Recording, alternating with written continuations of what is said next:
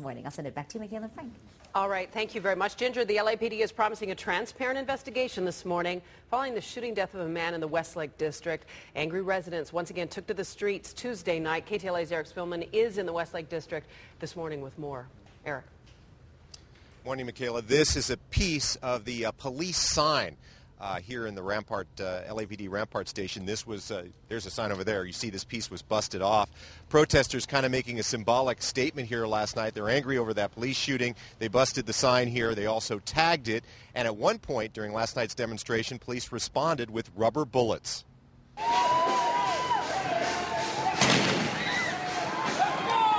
Officers fired several rounds of foam pellets at protesters who took to the streets here for the second night. They're angry about a police shooting they say was unjustified. When cops ordered them to go home, some refused, and so police in riot gear fired the rubber bullets to persuade them.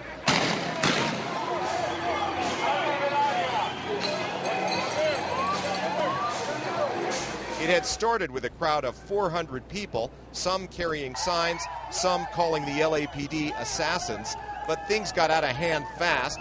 Some demonstrators rolled trash dumpsters into the streets and lit them on fire. Others threw rocks, bottles, and bricks at officers. At this apartment building, police say, somebody threw a heavy object, possibly a TV, at cops below on the street, so officers surrounded it and fired rubber pellets inside. The result of last night's mayhem, 14 people arrested, one officer hurt when he was hit by a brick. All of this a reaction to what happened on Sunday here when LAPD bicycle officers shot and killed a Guatemalan immigrant named Manuel Jimenez. The mayor and the chief promise a thorough investigation, but Chief Beck says Jimenez was threatening people with this knife. Beck says the man was given several chances to surrender peacefully, but just didn't respond. Officers ordered the suspect to drop the knife several times in both English and in Spanish. The suspect did not follow the officer's orders to drop the knife. Instead, he raised it above his head and lunged at the officers. Some of the protesters are wondering why the LAPD didn't use non-lethal force against Jimenez on Sunday, and Chief Beck says it's because bicycle officers don't carry stun guns and don't carry batons. Now, tonight at 6:30, there will be a community meeting at a local middle school here to try and calm things down. And if that doesn't work, the LAPD is preparing a heavy deployment for tonight in case there are more violent protests. Michaela?